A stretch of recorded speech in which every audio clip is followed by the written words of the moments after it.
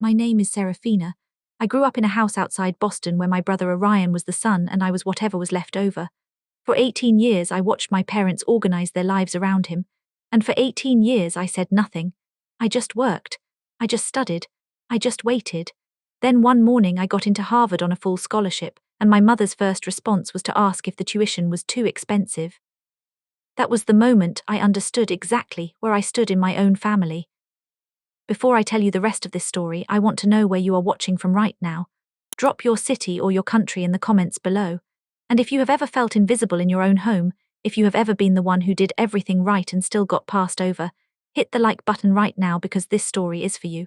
Subscribe if you are new here because what happens next, what my parents saw on television the day they were too tired to show up, changed everything. Stay with me. I want to be clear about something. My parents were not cruel people. They were not abusive. They were just deeply, consistently, predictably unaware of who I was. When I was 7 years old, I won first place in a school-wide drawing contest. My teacher sent a note home. My father read it at the dinner table, said good job, and then turned to Orion and asked how basketball practice went.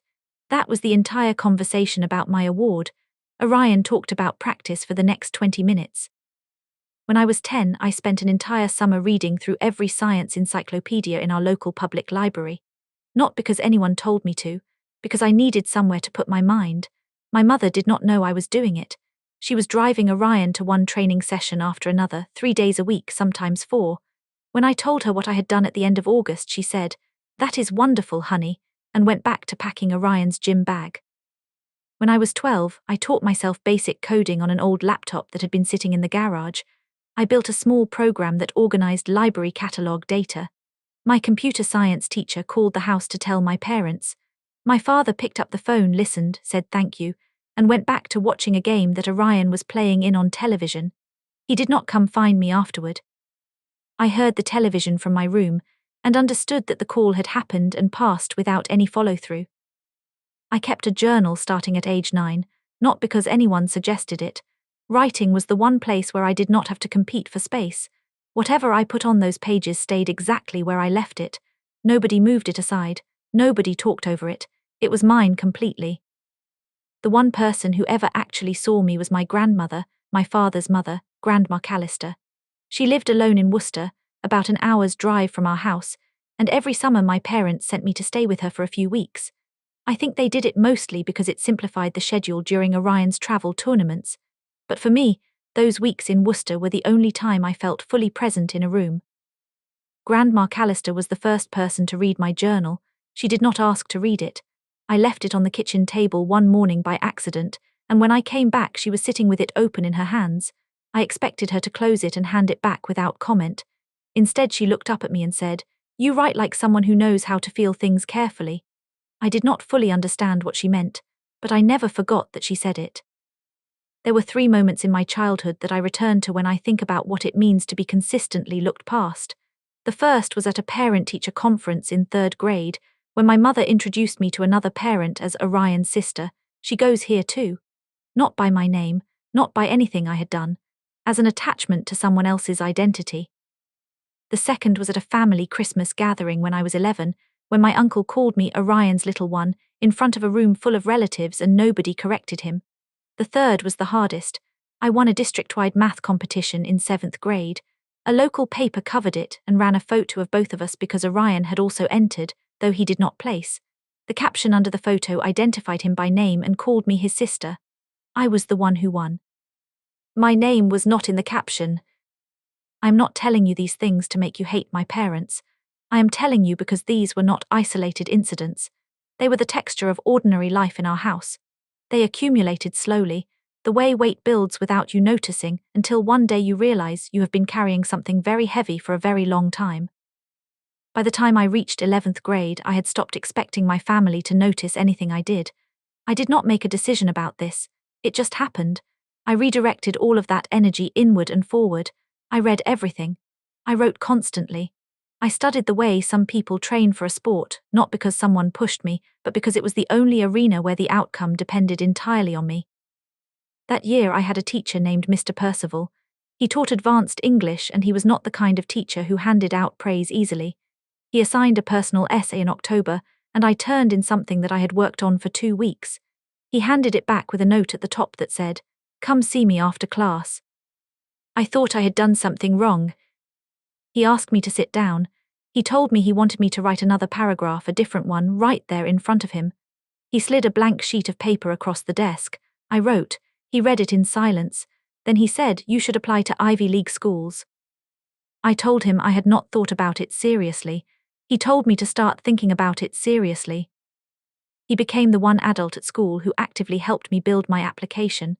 I researched every school on my own, stayed late in the library to work on drafts, and came to him with questions he always answered without making me feel like I was asking for too much.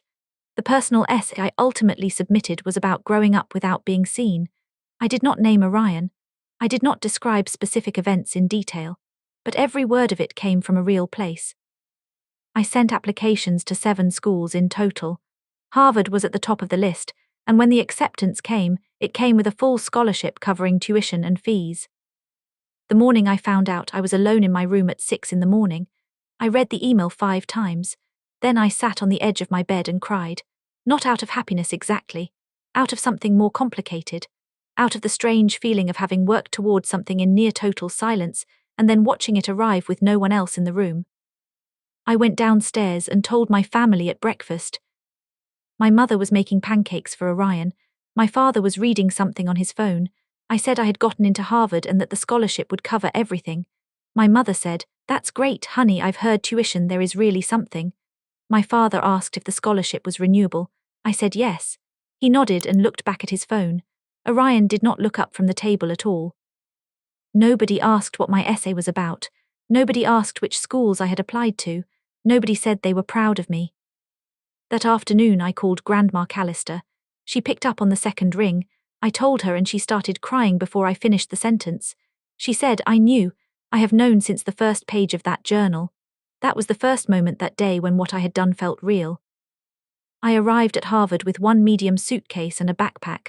My father drove me to Cambridge, carried the bags to the sidewalk outside the dormitory, said study hard, and drove back to Boston.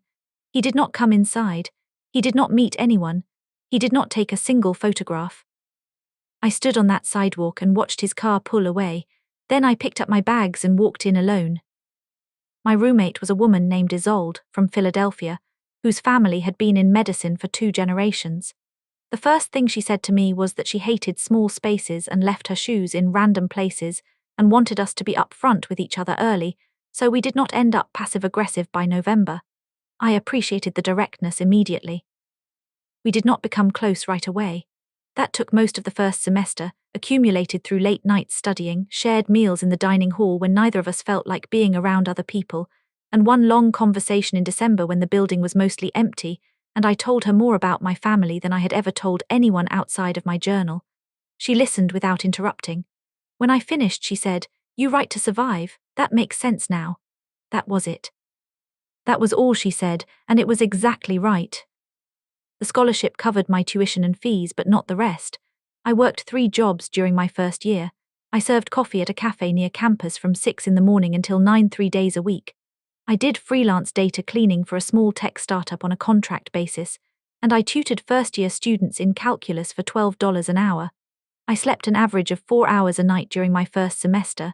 I did not tell my parents any of this. They did not ask. In my second year, I enrolled in an applied artificial intelligence course taught by Professor Quillen. He was methodical in a way that I found genuinely calming, the kind of person who expected precision but never used it as a weapon. He returned my midterm essay with 1 line written at the top. "You write about technology the way a novelist writes about people. That is a rare combination." He asked me to join his research group at the end of that semester. Working under Professor Quillen changed the shape of my time at Harvard. By the end of my second year, I had co-authored a research paper that was published in a peer-reviewed journal. By the end of my third year, I was a named contributor on 2 additional papers and had been invited to present at a small academic conference in Chicago. None of these things made it back to my parents in any meaningful way. I mentioned the first publication in a phone call home. My mother listened, said that was wonderful, and then asked if I had heard anything from Orion lately and whether I thought he seemed happy. The absences accumulated in a particular pattern over 4 years. Thanksgiving of my first year, I stayed on campus because I could not afford the bus fare home and my parents did not offer to help with the cost. They sent a text that said, "Happy Thanksgiving, hope you're having a good one." My second year, I won a national essay competition and was flown to Washington, D.C. to accept the award. I emailed my parents 2 weeks before the event. Neither of them responded to that email. My third year, I was selected for the editorial board of the department's academic journal, a position that fewer than 5 students held at any given time. I called my father to tell him. He said that was great, and then spent the next 10 minutes telling me about a promotion Orion had just received at the company where he had started working. By the time my fourth year began, I had stopped sharing news with my parents before it happened. I shared outcomes sometimes when I felt like it, but I had stopped giving them the chance to be present for the anticipation, for the in-between, for the parts that required showing up before the result was already settled. When the university notified me in March of my final year that I had been selected as valedictorian, I sat alone in the library for a long time afterward. I thought about who to tell. I called Grandma Callister that night. She cried again. She said, "Tell me what time and I will be in the front row." I thought about calling my parents. I decided not to. I want to be clear about why. It was not spite. It was not strategy. I simply could not summon the energy to prepare myself for whatever their response would be, to brace for the pause before they said something that missed the point, to manage my own reaction to their reaction. I was tired in a specific way, the tiredness that comes from repeatedly extending something and having it returned smaller than you sent it. I had nothing left to extend. Isolde knew, Professor Quillen knew, Grandma Callister knew, the people who had shown up again and again in the years when nothing was certain yet they knew. 2 days before graduation, my mother sent a text message. It arrived while I was in the library doing a final read-through of my speech. The message said, "Honey, we went on that trip with Orion and we are just exhausted. I don't think we are going to be able to make it up to Cambridge for graduation. I hope you understand, you know how these things are." I read it twice, then I typed back, "Rest well, I am fine." I put my phone face down on the table and kept reading my speech. I did not explain. I did not tell her what day it was for me specifically. I did not mention that in approximately 48 hours I would be standing at a podium in front of thousands of people, as the student chosen to speak on behalf of the entire graduating class. I said rest well, and I meant it without any additional layers. They could rest. I would be fine. Both of those things were true. The speech itself had gone through more than 10 complete rewrites over 6 weeks. The final version did not mention any names. It did not point to anyone in the audience or anyone who was not there. But it was built entirely from real experience. Every line had a source. I wrote about what it feels like to search for yourself in rooms where no one is looking for you. I wrote about libraries and late nights and the specific dignity of building something with no one watching. I wrote about the people who arrive not because obligation brought them there, but because they chose to come. I wrote one line that said, "The people who showed up, not by blood but by choice, they are my family." I did not look at the front row when I said it, but I knew Grandma Callister was there. I had seen her when I walked out, sitting straight in her seat, hands folded in her lap. Isolde was 3 seats to her left. Professor Quillen was in the faculty section. Those were my people and they were all present. The speech ran 15 minutes. I did not rush it and I did not slow it down for effect. I said what I had written, clearly and at a normal pace, and when I finished the applause lasted longer than I expected. I walked back to my seat and exhaled for what felt like the first time all morning. Isolde had recorded the entire speech on her phone. She posted the video that afternoon without asking me first, which was exactly the kind of thing she would do. By evening it had passed 2 million views. By the following morning it was on local television in Boston. By midday it had been picked up by several national outlets. My name was attached to it everywhere. That evening Grandma Callister, Isolde, Professor Quillen and I had dinner at a small restaurant near campus. We were in the middle of the meal when my phone started going. My mother's name appeared first, then my father, then Orion. I turned off the sound and set the phone in my bag. I had waited 4 years for this dinner. It could wait a little longer.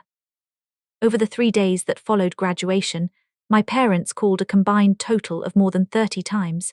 I counted because I kept a log in my phone out of habit.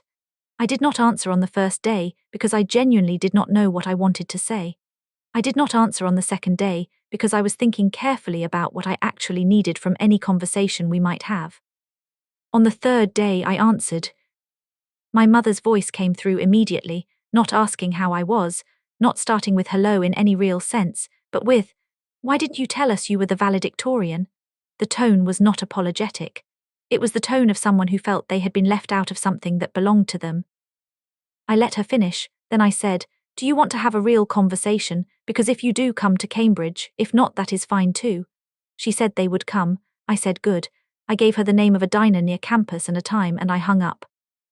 Grandma Callister was still in Cambridge, staying at a small inn nearby.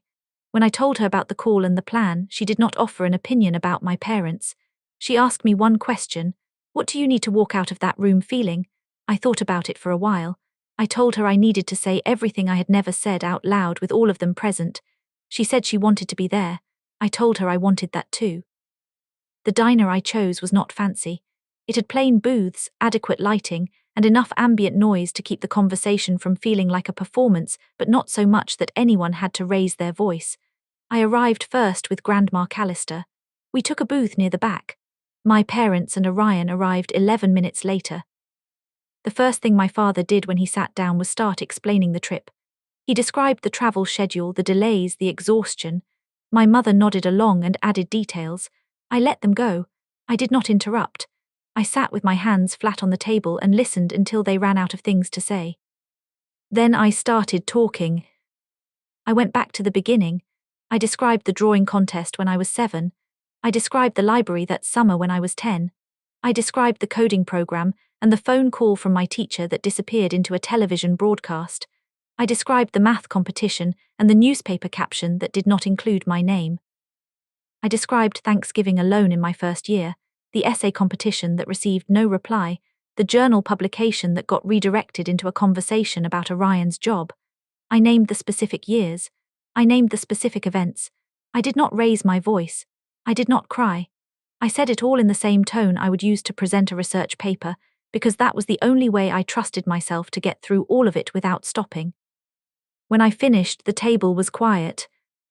Orion spoke first. He said, "I knew, I have known for a long time that things were not fair, and I never said anything, and I am sorry for that."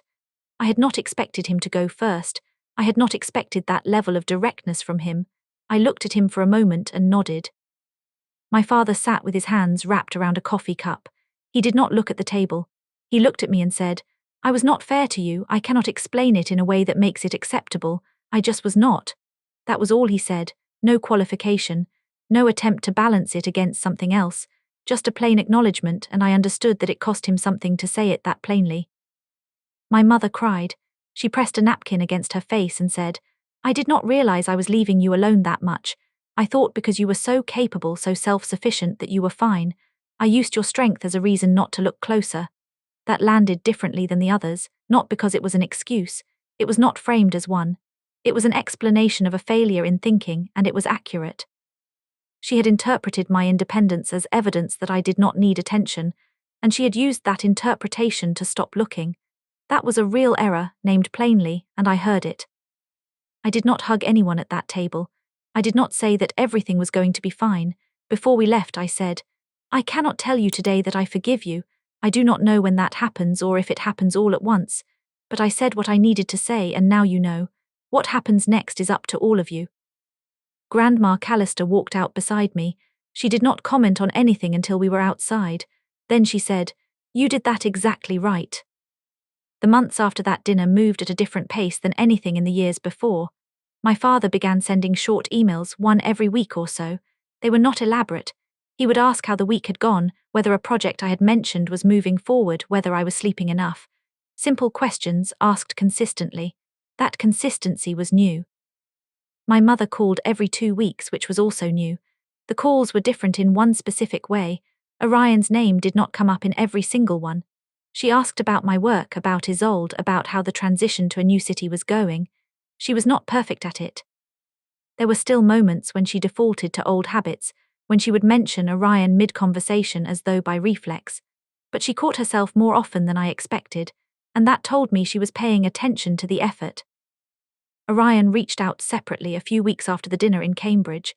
He sent a long message, longer than anything he had ever written to me before. He said he had spent years knowing the dynamic in our family was wrong, and telling himself it was not his place to change it, that it was between me and our parents. He said he understood now that silence had made him part of it. He asked if we could start talking more. I said yes. I accepted a position at a technology company in San Francisco shortly after graduation. The role was in applied machine learning research, which lined up directly with the work I had done under Professor Quillen. The salary was enough that I could stop calculating every purchase the way I had for the past 4 years. When I was packing up my room in Cambridge, my parents drove up to help. Not to direct, not to manage, just to carry boxes and be present. My father wrapped dishes in paper and stacked them carefully. My mother organized things into labeled bags without being asked to justify the system. It was 2 hours of ordinary, quiet help, and it was the first time in my memory that my parents had given me their time and their hands without any other agenda attached to it. I did not declare that moment a turning point out loud. I just let it be what it was. The principle I carry now is one I have never stated as a formal rule to my family, but I live by it internally. It is this: whoever shows up gets a seat. Not out of obligation, not out of history, but out of actual presence. The people who appear, who ask the real questions, who arrive before things are already decided, those people have a place. That is how I measure it now. When I think about the empty chairs at my graduation, the seats in the family section that nobody occupied, I do not feel the same weight I used to feel. Those chairs were filled by the people I chose and the people who chose me. Grandma Callister in the front row, Isolde a few seats over, Professor Quillen in the faculty section. The absence of my parents that day did not diminish what happened. It clarified something that I had been trying to articulate for years. I had built something real, and I had built it without anyone's permission or attention, and that was not a tragedy. That was just the truth of how it happened. I am not going to tell you that my family is healed. I am not going to tell you that the conversations we had erased 20 years of accumulated pattern. What I can tell you is that something shifted, and that the shift started because I stopped waiting for them to notice and started saying plainly what had been true all along. I moved to San Francisco. I started the new job. I call Grandma Callister every week without fail. Isolde and I talk every few days, even though we are now 3 time zones apart. Professor Quillen wrote me a reference letter so detailed that the hiring manager asked me afterward if he was a family member. I told him, in the way that matters, yes. The last thing I want to leave you with is a question, and I want you to think about it honestly before you answer. If the people who were supposed to show up never did, who did you become because of that? And more importantly, who showed up instead? I want to hear your answer. Leave it in the comments below. Tell me your story, tell me who showed up for you when the people who were supposed to did not. This community is built on those stories, and I read every single one. If this story reached you today, if any part of it felt like something you have lived or something you needed to hear, please share it with someone who might need it too. Share this video, leave a like, and if you are not subscribed yet, do that now so you do not miss what comes next. Thank you for being here. Thank you for listening all the way to the end. I hope you know that showing up for this, for someone else's story, for the full length of it, that is not nothing. That is exactly the kind of presence I am talking about. Take care of yourself. I will see you in the next one.